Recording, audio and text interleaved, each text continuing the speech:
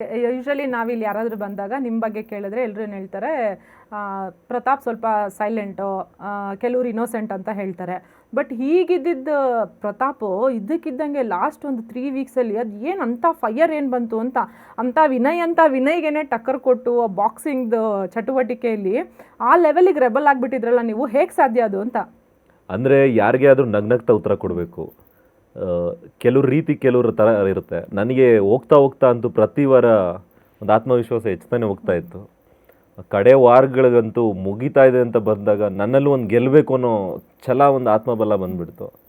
ಉತ್ತರ ಕೊಡಬೇಕು ನನ್ನ ರೀತಿಲಿ ನಾನು ಕೊಟ್ಬಿಟ್ಟು ಅದು ನ್ಯಾಚುರಲಾಗಿ ಬಂದುಬಿಡ್ತು ನನಗೆ. ಹಣ ಕೇಳಿ ಅಂತ ಒಂದು ನನ್ನ ರೀತಿಲಿ ಹೇಗೆ ಹೇಳಬೇಕು, ಯಾಕೆಂದರೆ ಅವ್ರು ಹೇಗೆ ನಡ್ಕೊಂಡಿದ್ದಾರೆ ಈ ಮನೇಲಿ ನನ್ನನ್ನು ಪಾಯಿಂಟ್ಔಟ್ ಮಾಡ್ತಾಯಿದ್ರು. ಆ ಕಾರ್ಡು ಈ ಕಾರ್ಡು ಆ ರೀತಿ ಇದ್ದಾನೆ ಅಂತ. ನಾನು ನನ್ನ ಥರದಲ್ಲೇ ನನಗೆ ಉತ್ತರ ಕೊಡಬೇಕು ಅಂತ ಅನ್ನಿಸ್ತು, ಕೊಟ್ಟೆ. ಅಂದರೆ ಅಲ್ಲೇನು ಪರ್ಸ್ನಾಲಿಟಿ ವಾರ್ ಥರ ಆಗ್ಬಿಡ್ತಾ ಹೇಗೆ ಅಂತ? ಪರ್ಸ್ನಾಲಿಟಿ ವಾರ್ ಅನ್ನೋದಕ್ಕಿಂತ ಆ ಮನೇಲಿ ಯಾರನ್ನ ಹೊರಗಾಗ್ತೀವಿ ಅನ್ನೋದು ಭಾಳ ಇಂಪಾರ್ಟೆಂಟ್ ಆಗುತ್ತೆ.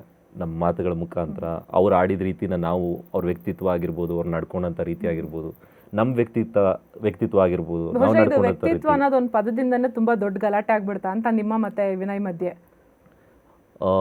ನಾನು ಹೇಳಿದ್ದು ಪದದಲ್ಲಿ ಯಾವುದೇ ರೀತಿ ಆಭಾಸ ಆಗುವಂಥದ್ದೇನೂ ಇರಲಿಲ್ಲ. ನಾನು ಹೇಳಿದ ರೀತಿ ಬಂದು ಅವರು ಮಾತಾಡುವಂಥ ರೀತಿ, ಅದ್ರ ಬಗ್ಗೆ ನಾನು ಮಾತನಾಡಿದೆ. ಅವರ ಆಟದ ಸ್ಟ್ರಾಟಜಿ ಇರ್ಬೋದು ಬಹುಶಃ ಅದು, ಅದ್ರ ಬಗ್ಗೆ ನಾನು ಆ ಮನೇಲೇ ಬಿಟ್ಟಿದ್ದೀನಿ. ಅದನ್ನೆಲ್ಲ ಇಲ್ಲಿ ತನಕ ನಾನು ಕ್ಯಾರಿ ಮಾಡ್ಕೊಂಡು ಬಂದೇ ಇಲ್ಲ. ನೀವು ಕೇಳಿದ ಕ್ವಶನ್ಗೆ ಆನ್ಸರ್ ಮಾಡ್ತಾ ಇದ್ದೀನಿ ಅಷ್ಟೇ. ಏನೂ ಇಲ್ಲ ನನಗೆ ಅವ್ರ ಮೇಲೆ, ಅಲ್ಲೇ ಬಿಟ್ಟಿದ್ದೀನಿ. ಆ ಸಂದರ್ಭದಲ್ಲಿ ಹೇಳಬೇಕು ಅನ್ನಿಸ್ತು, ಹೇಳಿದೆ ಅಷ್ಟೇ. ಅವ್ರು ಮಾತಾಡಿದಂಥ ರೀತಿ ನೋಡಿ.